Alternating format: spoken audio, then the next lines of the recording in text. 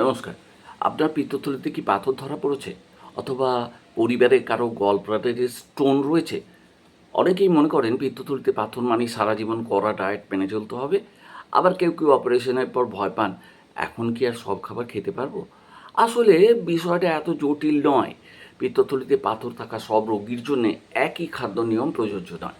রোগীর অবস্থা অনুযায়ী খাদ্যাভ্যাসের পরামর্শ দেয়া হয়ে থাকে।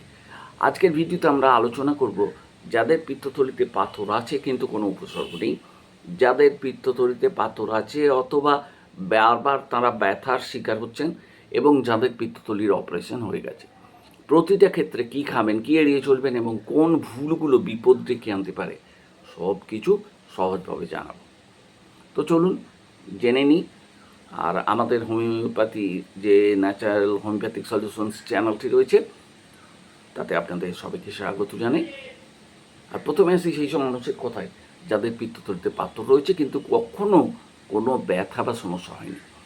এই ধরনের পাথরকে চিকিৎসা বিজ্ঞানের ভাষায় বলা হয় সাইলেন্ট গলস্টোন বা নীরব পাথর।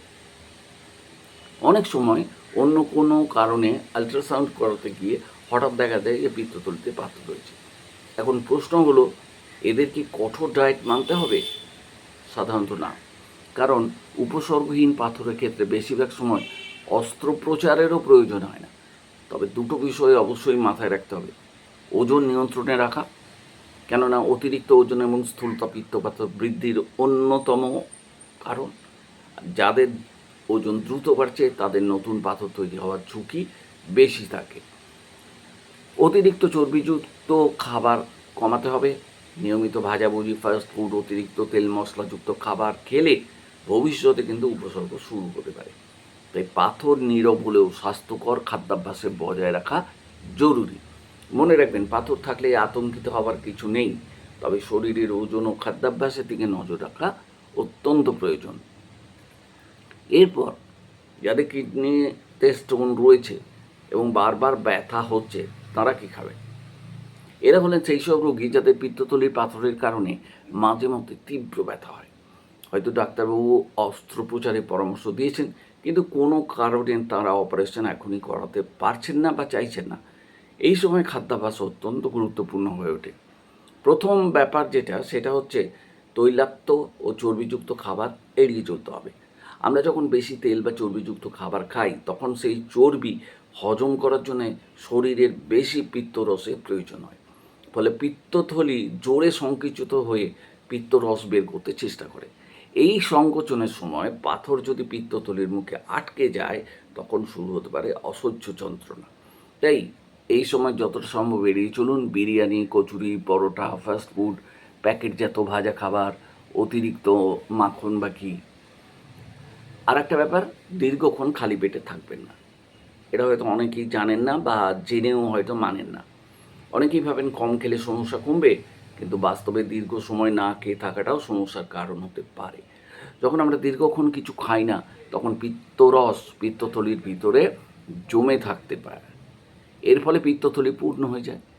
এরপর দীর্ঘ বিরতির পর হঠাৎ খাবার খেলে পিত্তথলি জোরে সংকুচিত হয় এবং পাথর নড়ে যেতে পারে। এর ফলে কী হয়? তীব্র ব্যথার আক্রমণ হয়। তাই দুপুরের খাবার থেকে সকালের যে ব্রেকফাস্টটা, যেটা অত্যন্ত গুরুত্বপূর্ণ, একদম বাদ দেওয়া যাবে না। দুপুরের খাবারও এড়িয়ে যাওয়া যাবে না। আর সারাদিন না খেয়ে রাতে একসাথে বেশি খাবো, এই চিন্তা মাথায় যেন একদম না থাকে। বরং অল্প অল্প করে নিয়মিত খাবার চেষ্টা করুন। কেমন খাবার ভালো? সেদ্ধ বা কম তেলে রান্না করা খাবার, শাক সবজি, ফলমূল, ডাল, ওটস, লিন প্রোটিন।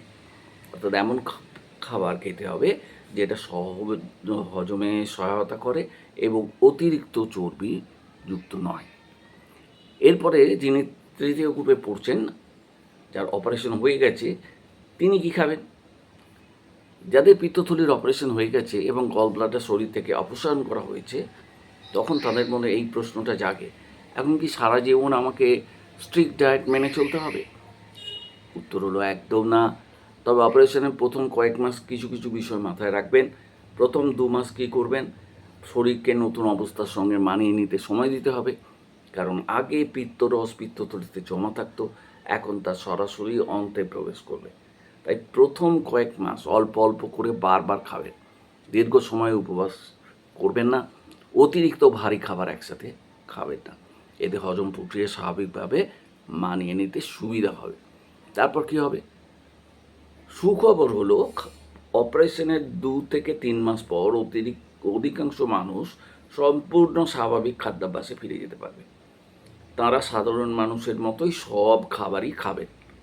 পিত্তথলি অপারেশন মানে হজম শক্তি নষ্ট হয়ে গেছে, এই ধারণাটা কিন্তু ভুল। বেশিরভাগ ক্ষেত্রেই হজম ক্ষমতা স্বাভাবিক থাকে এবং মানুষ স্বাভাবিক জীবনযাপন করতে পারেন। সংক্ষেপে এবার বলে দিই, নীরব পাথর থাকলে ওজন নিয়ন্ত্রণে রাখুন, অতিরিক্ত তেল চর্বি এড়িয়ে চলুন। ব্যথার আক্রমণ হলে তৈলাক্ত খাবার আর দীর্ঘ সময় উপবাস দুটোই এড়িয়ে চলুন।